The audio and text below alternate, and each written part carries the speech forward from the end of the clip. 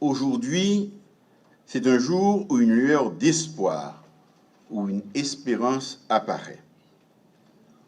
Aujourd'hui, c'est un jour où la volonté de vivre ensemble, la ténacité et la persévérance prouvent qu'ils sont des vecteurs de changement.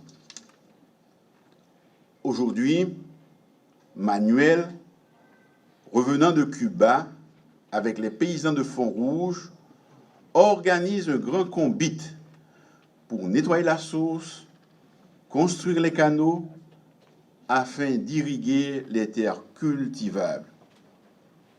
Aujourd'hui, c'est un jour de victoire.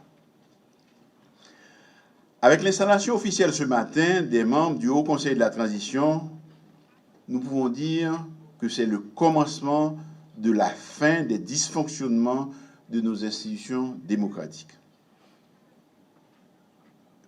Une femme et 2 hommes se sont mis debout, répondant à l'appel d'une grande frange de la population. Ils ont vu la situation critique du pays. Ils se sont dit, rejoignons l'équipe gouvernementale, unissons nos efforts, changeons ensemble la donne. C'est un déclic, invitant toutes les Haïtiennes et tous les Haïtiens, qu'ils soient d'ici ou d'ailleurs, à unir leurs efforts pour le changement que nous appelons de nos vœux. Madame Mirlande Maniga, Monsieur Laurent Saint-Cyr, le révérend Calix Fleuridor, au nom du gouvernement de la République, au nom du peuple haïtien et en mon nom propre, je vous dis simplement merci. Merci d'avoir accepté de vous engager aux côtés de ce gouvernement dans la noble et ingrate tâche de servir notre pays en ces temps difficiles. Vous avez été choisis respectivement par les partis politiques, le secteur privé et la société civile, selon le prescrit du consensus national pour une transition inclusive et des élections transparentes. Je sais qu'il vous en coûte d'avoir accepté les contraintes multiples qu'impliquent vos nouvelles fonctions et ce que cela représente pour votre famille. Le titre même du document du 21 décembre 2023 nous indique le chemin que nous aurons à parcourir ensemble en vue de tout mettre en œuvre pour créer un environnement propice à l'organisation des consultations populaires et faire tout notre possible pour rassembler un maximum de compatriotes autour de ce que nous allons faire. Dois-je rappeler ici que le jour même de ma prise de fonction en tant que chef de gouvernement, je m'étais engagé devant la nation à prendre mon bâton de pèlerin et aller à la rencontre des divers secteurs de la vie nationale en vue de construire un consensus suffisant autour d'un accord politique. C'était, à mon sens, un passage obligé. Si nous voulons sortir durablement de la crise, rompre avec les anciennes pratiques politiques et engager notre pays sur la voie de la modernité politique et économique.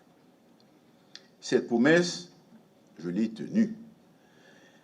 C'est un objectif que j'ai poursuivi sans relâche et qui a permis la signature de l'accord pour une gouvernance apaisée et efficace de la période intérimaire signé le 11 septembre 2021. Certains m'ont reproché d'avoir consacré trop de temps à chercher à convaincre d'autres compatriotes à adhérer à la démarche initiée avec cet accord. Mais, vu de moi, il était essentiel de continuer à dialoguer en vue d'élargir le consensus et de rassembler davantage de compatriotes et de secteurs autour d'un pacte de gouvernabilité. Permettez-moi de féliciter ceux des signataires de l'accord du 11 septembre qui ont compris que la conjoncture exigeait de chacun de nous un dépassement de soi.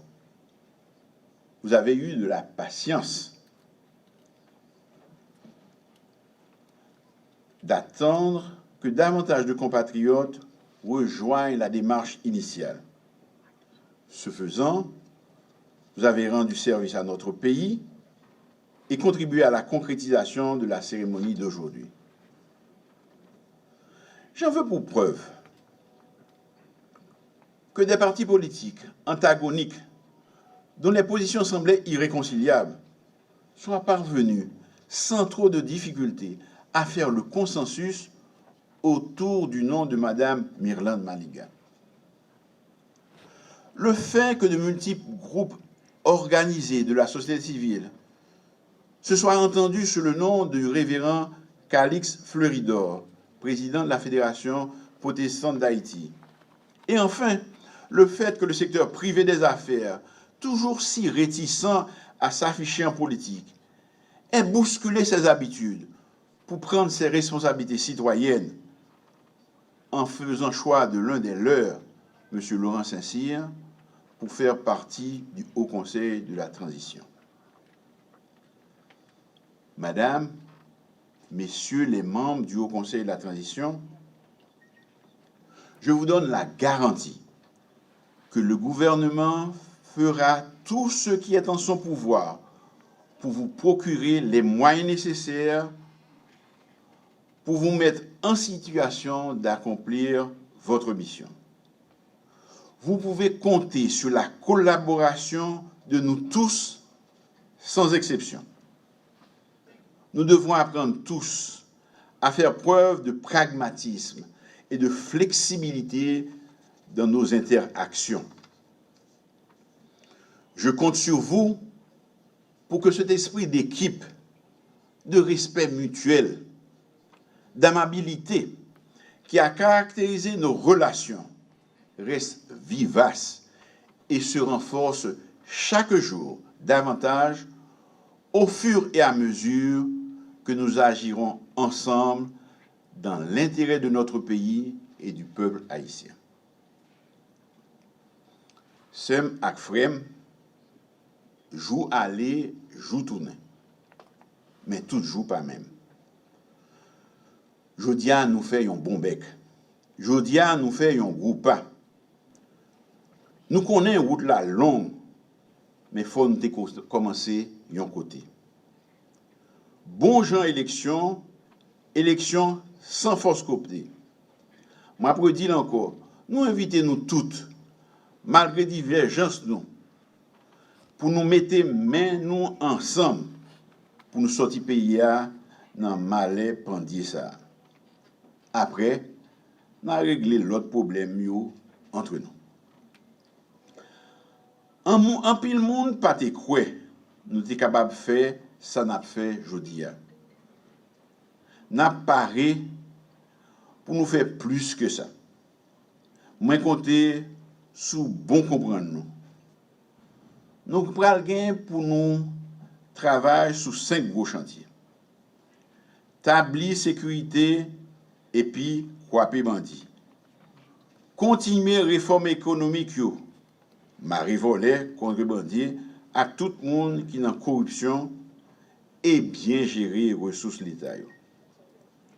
Passer main dans la Constitution, faire bonne élection, sans monde pas, sans force côté. Et puis, remettre pouvoir à un monde qui est élu. Tout ceci ne pourra aboutir que si un environnement sécuritaire est rétabli, pour permettre une reprise normale des activités sur toute l'étendue du territoire et la libre circulation des personnes et des biens. Il n'est pas concevable de demander à des partis politiques et à leurs candidats d'aller faire campagne si l'État ne peut pas leur garantir qu'ils n'ont pas à craindre pour leur vie et celle de leurs militants et sympathisants. Je me réjouis que les signataires du consensus national aient apporté leur soutien unanime à la demande d'assistance d'une force spécialisée présentée par le gouvernement à la communauté internationale pour accompagner la police nationale d'Haïti dans la lutte contre les gangs. certains pays ont exprimé leur volonté de participer à cette force multinationale. Et j'ai de bonnes raisons d'espérer que cette solidarité va se concrétiser. Il est vrai que compte tenu de la dégradation de la situation, nous aurions souhaité une réponse plus rapide. Je veux saisir l'opportunité de l'installation des membres du Haut Conseil de la Transition pour lancer à nouveau un appel à tous ceux qui hésitent encore à participer à ce grand combat national. Leur place est à nos côtés, aux côtés des membres du HCT, aux côtés du peuple haïtien, dans le combat pour la restauration de la démocratie. Aucune personne, aucun secteur, aucun groupe ne peut prétendre apporter seul une solution durable aux problèmes de notre pays. C'est pourquoi je vais continuer à parler aux uns et aux autres pour chercher à les convaincre de nous rejoindre. Je compte sur les membres du HCT pour m'aider dans ce travail. Je sais que vous avez déjà commencé à le faire, mais il faudra continuer sans relâche. Nous avons besoin d'une forte mobilisation de tous nos compatriotes pour qu'ils participent massivement aux prochaines consultations populaires. Il en va de la légitimité des nouveaux élus. Mesdames, Messieurs, gouvernement engagé dans ces réformes qui commencent à bailler bons résultats. Façon sérieuse et responsable, nous gérer finances publiques, permettre institutions financières internationales, recommencer à faire nous confiance. Chaque mois, nous continuons à faire belles recettes dans la douane. Et moins certain, nous avons augmenté toujours. Ça n'a pas fait tout le monde content. Mais il faut que nous persévérions dans le chemin ça. Parce que l'État a besoin de plus de moyens pour le peuple là plus de services. Le Fonds monétaire international a choisi notre pays parmi les premiers bénéficiaires de son nouveau programme Food Shock Window. Malgré les réticences de certains, une enveloppe a été mise à la disposition de l'État haïtien pour nous aider à atténuer un tant soit peu pour les plus vulnérables les chocs occasionnés par la hausse des prix des produits de première nécessité. Excusez-moi. Il nous incombe maintenant de démontrer en toute transparence que nous avons la capacité d'absorber une telle somme dans un court laps de temps, sans que le moindre centime soit détourné.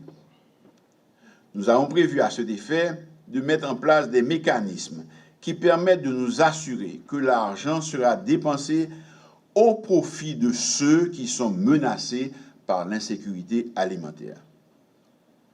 Toutes les administrations qui participeront de près ou de loin à la mise en œuvre de ce projet le feront dans la transparence et sont tenues de rendre compte. Mesdames, Madame, Messieurs les membres du HCT, la tâche qui nous attend ne sera pas facile, mais elle est tellement exaltante. Nous serons ensemble, soudés, pour faire face aux difficultés et pour surmonter les obstacles la main dans la main. À tous ceux qui s'étaient engagés avec nous dès le départ dans l'accord du 11 septembre 2021, à tous ceux qui ont agrandi le cercle en adhérant au consensus national du 21 décembre 2022, à ceux qui, dans les jours et les mois qui viennent, accepteront de prendre le train en marche, nous disons que notre but unique est la sauvegarde de notre patrie commune. Nous inverserons ensemble la courbe. Nous gagnerons le pari. Haïti, c'est pour nous toutes.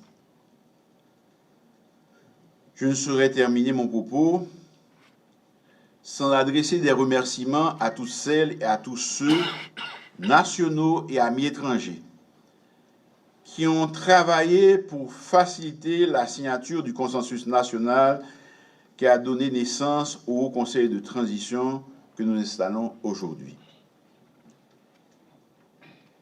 Un remerciement spécial pour nos compatriotes du comité de facilitation qui se sont donnés sans compter pour nous amener là où nous sommes aujourd'hui.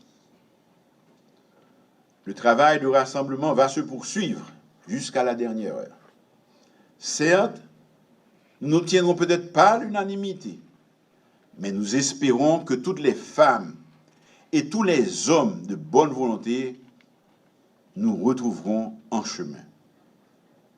J'ose espérer que l'histoire se souviendra de cette journée comme le point de départ du grand rassemblement des Haïtiennes et des Haïtiens de tous horizons pour le renouvellement national.